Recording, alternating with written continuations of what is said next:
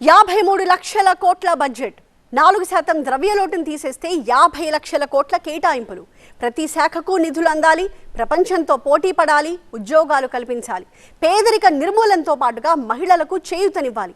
అంతేకాదు ఉద్యోగాల కల్పన, యువ వ్యాపారవేత్తలకు ప్రోత్సాహకాలు, ఇలా ఎన్నో వ్యూహాలు, టార్గెట్లతో ఈసారి బడ్జెట్ సరికొత్తగా కనిపించింది. అంతేకాదు వికసిత్ భారత్ లక్ష్యంగా 3 కర్తవ్యాలతో బడ్జెట్ని రూపొందించామని చెప్పారు కేంద్ర మంత్రి నిర్మలా సీతారామన్. భవిష్యత్ వ్యూహాలు, దీర్ఘకాలిక టార్గెట్లు, కింగ్ కర్తవ్యాలు, చిన్న పరిశ్రమలకు ఊతం, పేదలకు ఆసరా, రక్షణకు పెద్దపీట, పట్టణాలకు వరాలు. ఇంతేకాదు వ్యవసాయం, తయారీ, సేవ, ఐటీ, ఏఐ, బ్యాంకులు, గ్రీన్ ఎనర్జీ లాంటి ముఖ్యమైన రంగాలకు కావలసినంత బడ్జెట్ ని వడ్డించారు. వికసిత్ భారత్ 2047 లక్ష్యంగా నిర్మలా సీతారామన్ పద్దు ఉంది. దీని ద్వారా భారతదేశ గ్రోత్ ఇంజన్లని మరింత పదునెక్కించారు. భారతదేశ ఆర్థిక ప్రయాణం స్థిరంగా సాగుతోందని బడ్జెట్ ప్రసంగంలో చెప్పారు నిర్మల. ప్రజల ఆకాంక్షల్ని ఆచరణలోకి తీసుకొస్తున్నామని, రైతులు, దళిత, ఆదివాసీ సమూహాలకు అభివృద్ధి ఫలాలు చేరాలని అన్నారు. ప్రధానంగా 3 కర్తవ్యాలే స్ఫూర్తిగా 2026-27 బడ్జెట్ ని కర్తవ్య భవన్లో రూపొందించామన్నారు ఆర్థిక మంత్రి. మొదటి కర్తవ్యం, ప్రపంచవ్యాప్తంగా నెలకొన్న అనిశ్చిత పరిస్థితుల్ని దృష్టిలో పెట్టుకుని దేశంలో ఉత్పాదకత, పోటీతత్వాన్ని పెంచి సుస్థిరమైన ఆర్థిక అభివృద్ధి సాధించడం. దీనిలో భాగంగా ఈ 6 రంగాల్లో సుస్థిర అభివృద్ధి సాధించడమే లక్ష్యంగా పెట్టుకున్నామన్నారు. 1. వ్యూహాత్మక, నిర్దేశిత రంగాల్లో ఉత్పాదకతను వేగవంతం చేయడం. 2. పారిశ్రామిక రంగాన్ని పునరుజ్జీవింపజేయడం. 3. ఛాంపియన్ ఎంఎస్ఎంఈల కోసం ప్రత్యేక కార్యాచరణ. 4. మౌలిక సదుపాయాల కల్పనకి బలమైన ఊతం. 5. దీర్ఘకాలిక ఇంధన భద్రత, స్థిరత్వం. 6. నగర ప్రాంత ఆర్థిక కార్యకలాపాల అభివృద్ధి. వీటికి అనుబంధంగా మరికొన్ని ప్రతిపాదనలను ఆర్థిక మంత్రి చేశారు.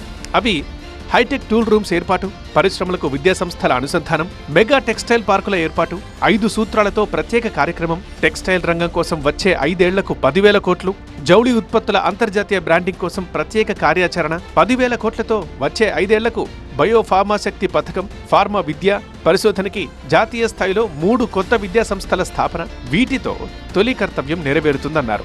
Recognizing MSMEs as a vital engine of growth, I propose a 3-pronged approach to help them grow as champions.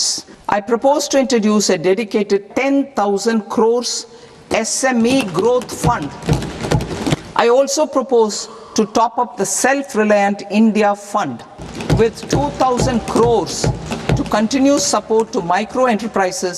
ఇక రెండో కర్తవ్యం, ప్రజల ఆకాంక్షల్ని నెరవేర్చడంతో పాటు వారి శక్తి సామర్థ్యాల్ని పెంపొందించి సుసంపన్న భారత్ దిశగా అడుగులు వేసేలా చేయడం. గత 10 ఏళ్ల కాలంలో దేశంలో స్థిరమైన ప్రభుత్వం సంస్కరణల కారణంగా సుమారు 25 కోట్ల మంది పేదరికం నుంచి బయటపడ్డారని వెల్లడించారు నిర్మల. ప్రైవేటు రంగ భాగస్వామ్యంతో మెడికల్ టూరిజం సర్వీసులను, 5 రీజనల్ మెడికల్ హబ్స్ ఏర్పాటు, ఆయుష్ కేంద్రాల అప్గ్రేడేషన్, సంప్రదాయ వైద్య పరిశోధనకు జామ్నగర్లో పరిశోధనా కేంద్రం ఏర్పాటు, ప్రైవేటు రంగంలో పశు వైద్య డయాగ్నాస్టిక్స్ ఏర్పాటుకి ప్రోత్సాహం, యువత కోసం వైద్య రంగంలో కొత్త కోర్సుల ఏర్పాటు, animation, visual effects, gaming, comic రంగాలకు చేయూత, నేషనల్ డిజిటల్ విజ్ఞాన కేంద్రం ఏర్పాటు, ఖేలో ఇండియా మిషన్లో భాగంగా క్రీడాభివృద్ధి. ఇవి రెండో కర్తవ్యంలో భాగమయ్యాయి.